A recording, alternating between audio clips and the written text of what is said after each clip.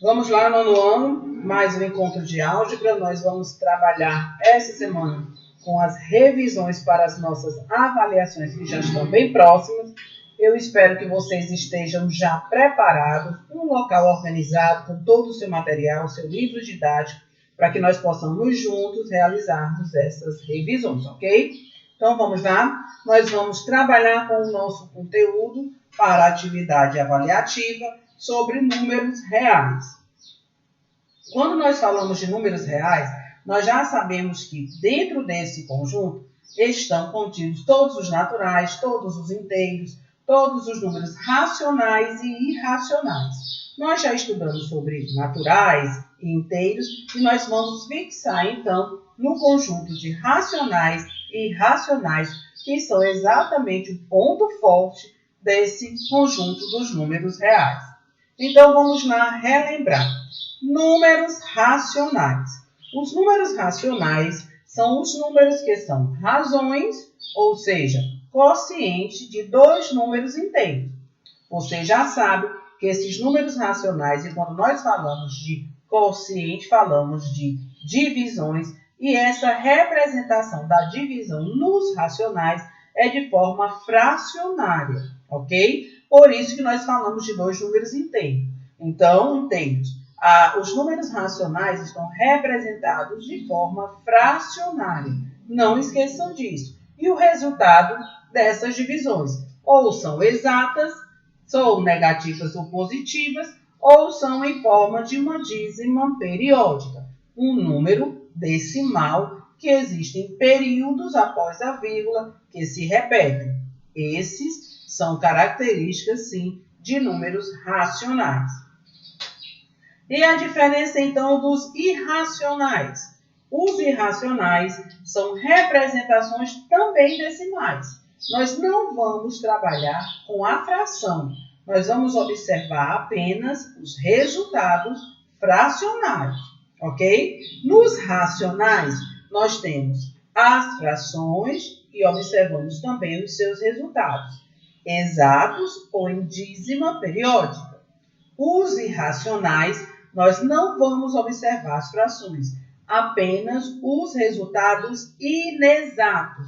Isso significa dizer que em uma divisão de um número irracional, você não vai encontrar uma dízima periódica. Você vai encontrar um número decimal, mas não de números que se repetem após a vírgula. Vamos isso na prática, porque é um conteúdo que tem no seu livro didático, é um conteúdo que nós já estudamos. Vamos revisar, fixar, porque o que se estuda não se esquece.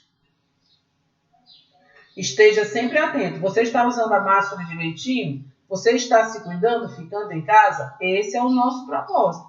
Que nós venhamos a nos cuidar para um momento oportuno a gente se reencontrar. Vamos lá. Números racionais. Nós temos aqui todas as opções de números racionais. Números racionais. Qualquer número inteiro. Ou número 5, ou 5 sobre 1. Representado de forma fracionária. Esse é um número racional, que nós chamamos de um número inteiro. Ou 5 unicamente, ou representado em forma fracionária.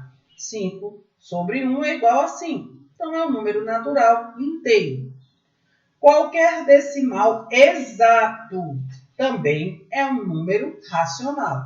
Vejam, 63 dividido por 10, essa representação decimal vai ficar 6,3.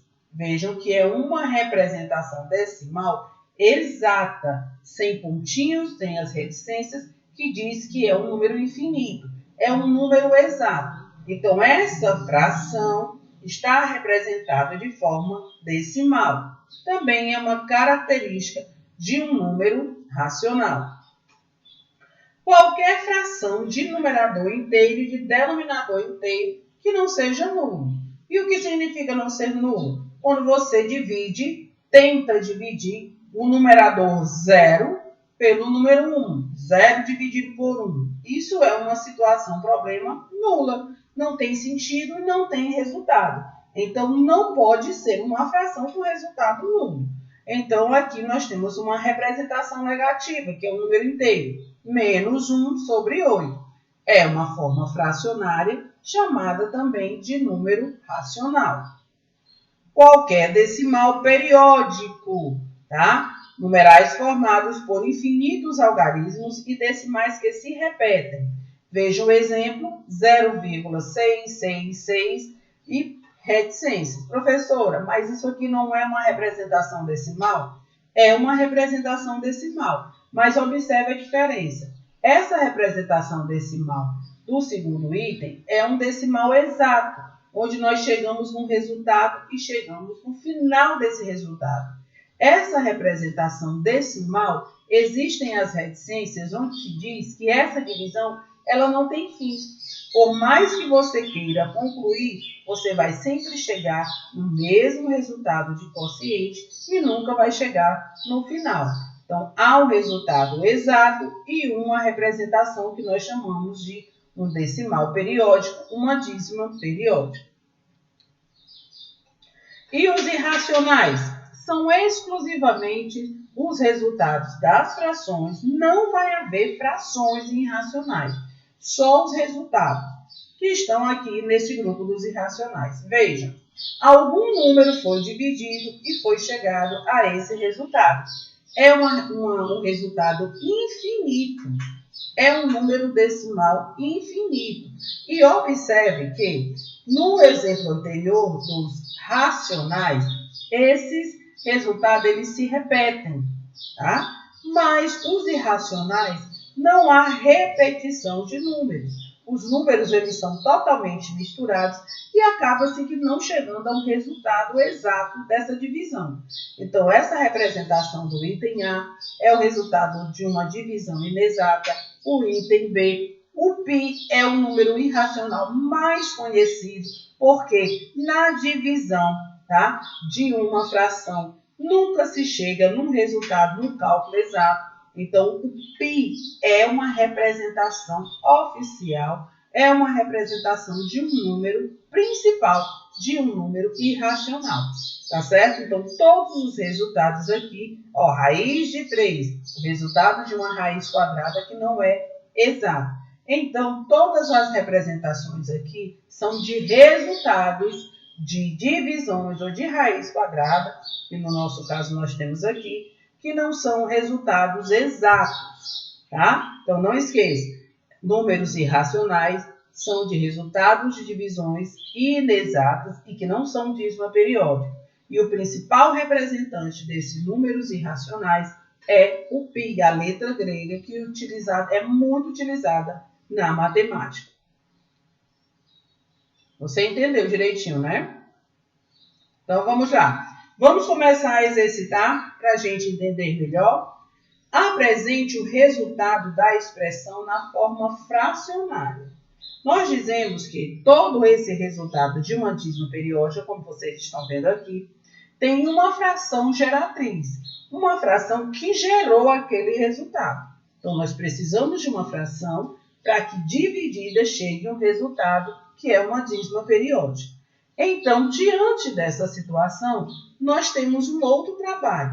Se nós temos uma dízima periódica, nós vamos então calcular e descobrirmos a fração que gerou essa dízima, uma fração geratriz. Então, vamos ver o que nós vamos fazer agora.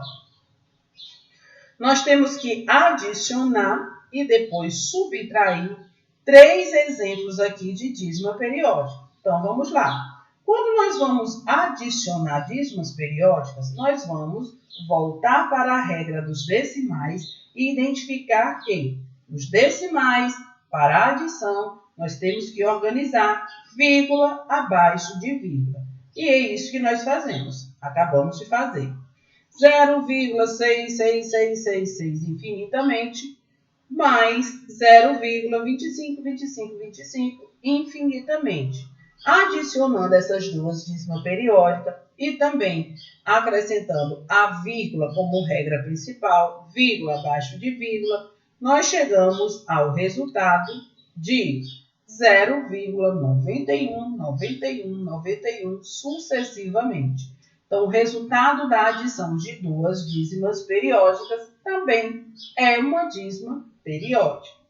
Então, além de adicionar, foi pedido para fazer a subtração. Já temos o resultado das adições, agora vamos subtrair. Voltando à regra da subtração de números decimais, segue novamente, vírgula abaixo de vírgula, o número maior na parte de cima e o menor na parte de baixo, o minuendo e o subtraindo. Feito essa organização de vírgula abaixo de vírgula e a organização do número maior na parte superior e o menor na parte inferior, nós chegamos a um resultado de 0,14, 14, 14 infinitamente, tá? Isso significa que o resultado de uma subtração de dízimas periódicas também é uma dízima periódica. Ok, até aí tudo bem, tudo fácil. Fizemos a adição e a subtração. Porém, o que o exercício nos pede? Para apresentar o resultado da expressão na forma fracionária. O resultado de tudo que nós fizemos, adição e subtração, é também uma dízima periódica. Para nós chegarmos a um resultado na forma fracionária, nós vamos ter agora que descobrir a fração geratriz. Então, esse conteúdo tem no seu livro de matemática. Qualquer dúvida, você tem o livro também para tirar e acompanhar comigo. Então, vamos lá o que nós vamos fazer. Preste atenção, nós chegamos a um resultado 0,14, 14, 14, 14 infinitamente e nós vamos trabalhar com esse número para encontrarmos a fração geratriz. Nós temos um x que vai ser representado pelo número oficial que nós encontramos, tá? E nós vamos também fazer essa multiplicação desse mesmo número por 100. Por que por 100? Porque após a vírgula nós temos dois períodos, dois números que se repetem, o 1 e o 4, formando dois períodos. Se nós temos dois períodos, nós estamos formando décimos e centésimos. Nós temos décimos e centésimos. Os outros todos se repetem. Todos são décimos e centésimos. Então, após a vírgula, nós temos uma representação de centésimos, tá? Porque são dois números que se repetem, décimos e centésimos. Se nós estamos trabalhando com centésimos, nós vamos multiplicar esse número por 100. Então, vejam. 100 vezes o x. E quem é esse x? O x é a minha forma oficial. X é igual a 0,14, 14, 14 infinitamente. 100x é a multiplicação de 100 por esse valor.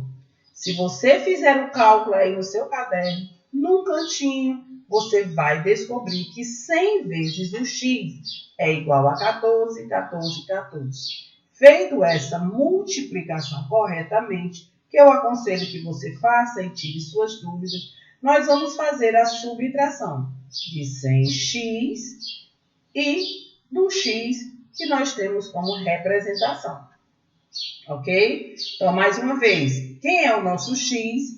É a nossa representação oficial.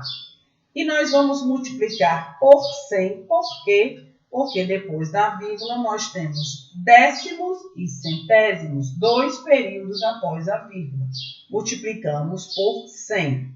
Feito o cálculo da multiplicação, vamos pegar o resultado e vamos subtrair. 100x menos x, você tem 100x, tirou um x. Você ficou com 99x, ok? 14,14, a nossa dízima periódica, menos 0,14, nós chegamos a um resultado de 14,000.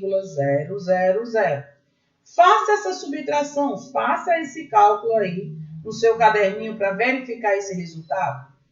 99x é igual a 14,000 infinitamente. Então, nós temos aqui uma equação. Uma equação, nós temos que descobrir o valor de x. Então, vamos isolar esse x. X é igual a 14 nós eliminamos os zeros, que não há finalidade nenhuma, sobre 99. Então, o que gerou essa dízima periódica foi a divisão de 14 por 99. Professora, tem como nós tirarmos a prova real disso? Tem. No seu caderninho, você faz a divisão. 14 dividido por 99.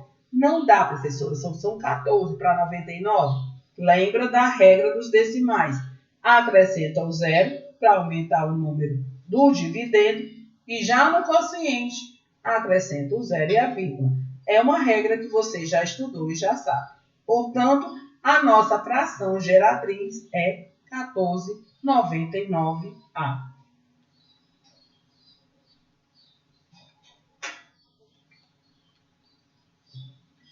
Vamos lá, uma outra situação. Se x é igual a 0,2222 e y é igual a 2,5959, calcule o valor da soma dos algarismos do numerador da fração x vezes y. Quando eu falo para vocês da leitura matemática, é exatamente você ter consciência e cautela no que a questão, no que o exercício está pedindo para você fazer. Então, nos foi apresentado aqui duas dízimas periódicas. E está falando sobre frações. Então, dízima periódica e fração significa que eu vou novamente trabalhar com a fração geratriz. Então, a primeira coisa que eu vou fazer, nós vamos lá descobrir a fração geratriz do x, depois a fração geratriz do y. Primeira coisa. Depois, nós vamos observar o que é que está pedindo para a gente fazer com essas frações. Ok? Como é que eu sei? Leia o item a ser realizado. Temos números em forma de dízima periódica e pergunta falando de frações. Você já tem que raciocinar. Dízima periódica, resultado com frações, isso significa que eu tenho que procurar a fração geratriz dessa dízima. Então, vamos lá. Vamos procurar a fração geratriz de 0,22. X é 0,22. Nós vamos utilizar a multiplicação de 10 vezes o x. Por quê? Porque nós estamos diante de apenas um número após a vírgula. Apenas de décimos. Os décimos se repetem. Na opção anterior, nós tínhamos dois números, o 14, o 1 e o 4. Então, nós estávamos trabalhando com centésimos. Nessa situação, nós vamos trabalhar apenas com décimos. X é igual a 0,2222 e 10 vezes o x é igual a 2,222. Feito a subtração, como foi feito anteriormente, 10x menos x, fico com x, com 9x. 10 menos 1, 9. Subtraindo 2,2 por 0,2, subtraindo, nós temos um resultado igual a 2. Portanto, x é igual a 2 sobre 9. 2 sobre 9 é a fração geratriz de x, do nosso número x, ok? Vamos procurar a fração geratriz de y, do mesmo jeito. Nós só substituímos as letras. A partir da vírgula, nós temos novamente dois números que se repetem. Então, nós temos dois períodos, estamos trabalhando com décimos e centésimos. Então, nós vamos multiplicar esse número por 100, tá? 100y é igual a 259, 59, 59, 59, menos y, que é 2,5959. Feito a subtração, chegamos a 99x, que é 100y, aliás, 100y menos y, 99y, igual a 257. 257 é o resultado da nossa fração geratriz, 257 sobre 99. Então, nós já temos aqui os dois resultados, as duas frações geratrizes, tanto da minha primeira dízima periódica, representada por x, como da minha segunda dízima periódica, representada por y. Feito agora o descobrimento dessas duas frações, vamos voltar ao exercício e ver o que é que ele nos pede. Calcule o valor da soma dos algarismos do numerador da fração x vezes y. Então, nós vamos fazer uma multiplicação de x vezes y. E quem é x? 2 nonos. Vezes y, 500, 257 e sobre 99. Nós vamos fazer a multiplicação dos dois resultados fracionários. X vezes y, 2 nonos vezes 257 sobre 99 é igual 2 vezes 257, 514. 9 vezes 99, 891. Feito a multiplicação, o que é que está pedindo? Calcule o valor da soma dos algarismos do numerador. Só do numerador. Nós vamos somar os algarismos do resultado da multiplicação do numerador. Então, vamos lá. Quem é o nosso numerador? Resultado final, 514. Então, a nossa resposta nem é o valor da primeira geratriz, nem é o valor da segunda geratriz, nem é o valor das duas multiplicações. O resultado do nosso exercício é a adição de 5 mais 1 mais 4. O nosso resultado é igual a 10. Então, observe a leitura matemática, reveja novamente, tente novamente, leia, releia até você chegar na descoberta da pergunta-chave, tá? Isso é ser inteligente, isso é usar o raciocínio, ter atenção, que é o que a matemática exige. Vamos continuar.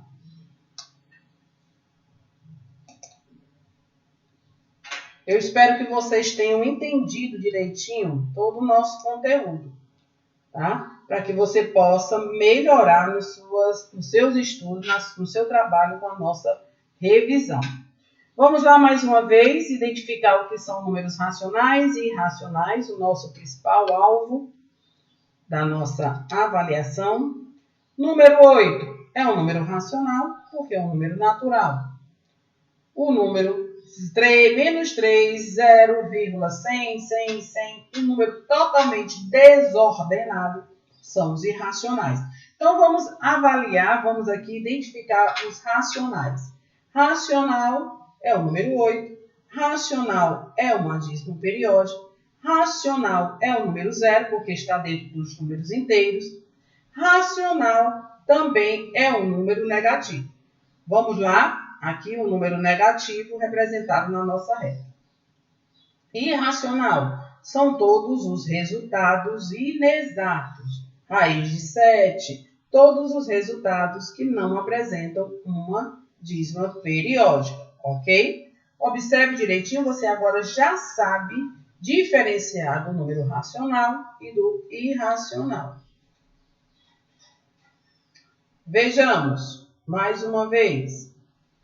Com relação ao conjunto dos números reais e os seus subconjuntos, analise se é verdadeiro ou falso.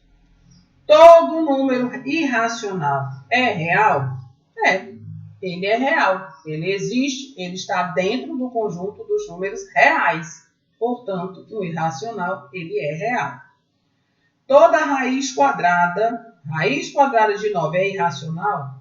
Não. A raiz quadrada de 9 é o número 3. O número 3 é um número exato. Então, ele não pode ser chamado de irracional. Raiz quadrada de 3 é um número real? Sim, porque a raiz quadrada de número 3 é um número que é infinitamente decimal, mesmo que não seja uma dízima periódica, mas é um número real porque está dentro dos irracionais. A raiz quadrada é um número irracional, portanto, está dentro do grupo dos reais. O zero é irracional. Não, o zero é racional. Ele está dentro do grupo dos números inteiros, ok? Eu espero que vocês tenham entendido direitinho e acompanhe no seu livro de matemática todo o conteúdo que você tiver alguma dificuldade. Reveja essa aula, tire as suas dúvidas. Se prepare, há na Agenda Edu disponível para vocês uma atividade de revisão, onde vocês vão calcular e escrever no caderno. Não adianta apenas marcar a opção correta, deve-se apresentar o cálculo, escreva no seu caderninho, vai ser bom para você fixar o conteúdo e realizar suas provas. Então, fique atento nas redes sociais da escola, não deixe de observar os horários do calendário do dia da sua prova de álgebra, faça corretamente, não perca esse dia da prova, ok? Observe atentamente. Até lá, continue estudando, organize o seu horário de estudo, organize as matérias que você deve estudar diariamente. Você tem uma semana para se preparar para tudo que nós já estudamos até aqui, então, e ter um bom resultado nas avaliações. Então, um abraço, até o nosso próximo encontro e bom resultado nas provas.